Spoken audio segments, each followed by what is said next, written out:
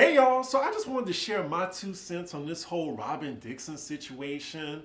So the other day, I was finishing my Potomac review. I finished it, I was editing. I swear to God, like an hour after I turned my camera off, one of my supporters, they sent me the clip from Reasonably Shady of Robyn saying that Juan actually cheated on her. I'm guessing Karen was right. Like, she's vindicated right now. We'll get to that in a second, but when I first heard it, I was gagged. So it was true. The whole thing in Mexico when Ashley was telling her, which I heard that Ashley knew already. Y'all let me know in the comments if that's true. I know Giselle for a fact knew. And I said in my review that Juan is responding real odd and aggravated to this news to say like it's not true. And then Robyn with her poker face, and it looked like she was just calling him to make sure about it. And after all that, I just feel bamboozled. I felt like it was just really disingenuous. I really don't know where to start, y'all. I guess we can start with the podcast. So as they're giving us this tea on their podcast, they're saying they have more tea on this, and we need to subscribe to their Patreon to hear about the rest of it. And Giselle said the word Patreon at least 3 or 4 times in 2 minutes. Like, you already getting paid by Bravo to share your life. They strategically waited till the season was over and the reunion finished filming to drop this bomb and want to make everybody pay for it. I think this should be a breach of contract and Robyn should be fired. Now, she can be demoted too, but she should not be a full-time cast member. And I remember the same thing happened with Kenya when she got married off camera and they penalized her. I know Andy Cohen was pissed at that. I don't even think she returned the next season. If somebody can remind me, Kenya was gone for 1 or 2 seasons? I can't remember, but the same way Kenya was penalized, Robyn needs to be penalized too. I don't care about her white woman privilege. Just all that time they were sitting in their glass houses trying to throw rocks at other people's relationships. And y'all know I don't fuck with Candace like that, but the whole Chris Bassett thing, that was made up. Ashley was so gleefully trying to bring stuff up. They had a little vendetta against Chris, and then the whole thing with Eddie, even going back to season 6?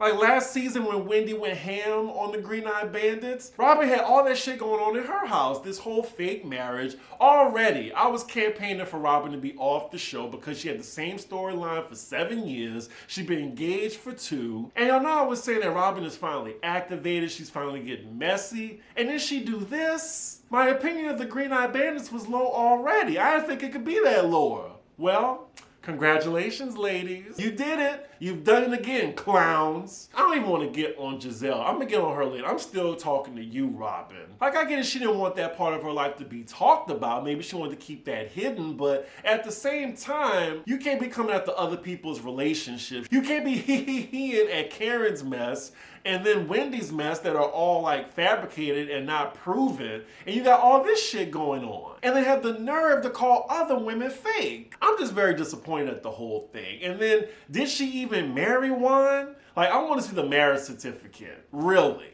They wanted to see Jocelyn's marriage certificate. I want to see it. Because I don't believe them. Robyn, your credibility has gone down to Mia's level. And let's get to Giselle. Neck. I cannot believe her. The way she was producing scenes and shit like that, trying to be in everybody else's business, no storyline of her own. And she was just sitting on that tea to protect her friend Robyn. Oh, so you're just gonna air out everybody else shit, but protect the both of y'all. Y'all ain't shit. Giselle shouldn't come back, Robyn shouldn't come back. Ashley, she's on a thin line. I'm thinking, the only people I want to come back is Karen, Ashley, and I can't believe I'm saying this, but Candace. They could get rid of the other ones. And y'all, I know some of y'all love Wendy, but no. I think Wendy had her chance, but I think we just need a cash shakeup now. But back to Neck. They like to do this whole thing in the beginning of the season because she knew before season 7 started that Juan was stepping out on her. But they be trying to organize plot lines for the season. Okay, who we gonna go after? And I don't like that. I remember season 5 where it just got really dark and nasty. Like, y'all remember when Monique, they were trying to say that the baby that she had was for the trainer. And I still look at Candace side-eye for being a part of that. Because you can't be mad when the Green Eyed Bandits come after you, but you were sitting there plotting with them. And I don't care if you did hear it and was against doing it. You were still, at this meeting trying to plot on certain cast members. Again, I mean, I'm sure y'all heard me say this before. Like, the problem is with this franchise, none of the ladies are friends. It's just very orchestrated, very frenemies. They're just trying to expose each other. The audience isn't stupid. Stop patronizing us. All that shit they were saying about Karen, it just started getting a little like in the real dark territory where you're just seeing like she fucking in bathrooms, called her a prostitute, like having Ray drive her around because she got her license taken away. Like, I mean, I get it. Karen be lying too. She be having her dirt in the dark, but I mean, again, Karen ain't friends with none of these ladies. It's all a big mess right now. But let's talk about the reactions because social media is eating up the Green Eyed Bandits. Candace had something to say, and I'll give it to her. She made some sense here. She made a whole thread, but I'm gonna do a little paraphrase. And she said, there is an expectation that doing no harm, we show up to this platform as our authentic selves. While we reserve the right to be judicious about what we share, there's a special brand of audacity attached to individuals who will knowingly bury the lead in exchange for damning and salacious lies that stand to cause irreparable harm to innocent people. Her husband. The most important part, she said, though, it tarnishes the integrity of the premise of our show. It tap dances on the intelligence of the viewership that champion our stories and discover their own parallels in our lives. And when it's not that deep, it simply occludes amusement. Look at Miss Candace. Did Wendy write this for you? I'm just kidding, y'all. Before y'all try to attack me. Those Candace stands, Lord. But I get it. If I was in Candace's situation, I'm like, so y'all did all that, focusing on my man and trying to say what he's doing. Y'all talking about that when all this is going on with Robyn and y'all don't even want to touch that? Yeah, I'd be mad. Chris Bassett has something to say. He's like, so wait, there were truths that were omitted / not filmed during our season as a cast. Not Chris. As a cast, our season, okay, I'll give you that. We chose to tell falsehoods and lies about innocent people all season long, and now we are charging for the truth. WTF, I'm good on this bullshit. He's right. So the Grand Dame, she had a whole video out, which is like, I saw the half of it and she was going in on Robyn. And let me say one thing. We're going to talk about it more on Pop Roast. I can't wait to see what Alex has to say. Like, I think some of these women have been watching Pop Roast from the last episode. Go and check. Like, Candace called Michael Darby Gollum. That's something I specifically be hearing Alex say. He's been saying that since, like, for a few seasons. And then Karen, she said in this video that came out earlier today, she called Robyn Robert. I'm like, come on now. Are they watching Pop Roast? I'm about to toot our own horn or whatever, but I know some of the ladies be watching. It's okay. But yeah, Karen tweeted, well, you don't say. And then Wendy, she's like, clown behavior.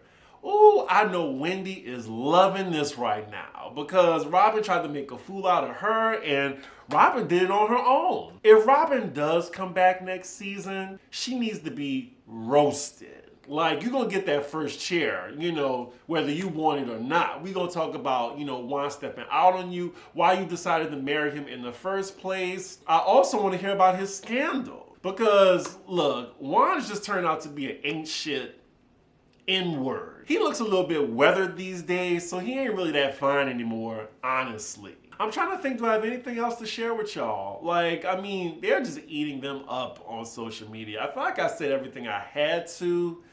But yeah, I think she should be fired. I would not be mad if she did not come back. It would be really brave of her to come back. They should give her a stipulation. And I know Karen and Wendy, if she comes back, are going to keep their foot on Robyn's neck the entire season. I'm still trying to figure out Giselle's purpose, and I'm wondering, is Bravo finally gonna put the gauntlet down on her. You should be a friend of, if you got nothing else going on in your life. I mean, you could be a friend of like being messy and shit. Add her with Katie, you know, if Katie ever gets better. Like, she can stir the pot, but you can't be a main cast member anymore. So that's my thoughts on it, y'all. We can talk about it below. Let me know your comments. Do you think Robyn should be fired? Do you think she should be demoted instead? Or do you want her to come back? Y'all let me know in the comments. I just wanted to share this quick ditty with y'all because this news literally came out as I was editing my review yesterday of episode, was it 15 or 16? It was 15. But anyway, make sure y'all like, comment, and subscribe, and I will see y'all for Pop Roast. Bye.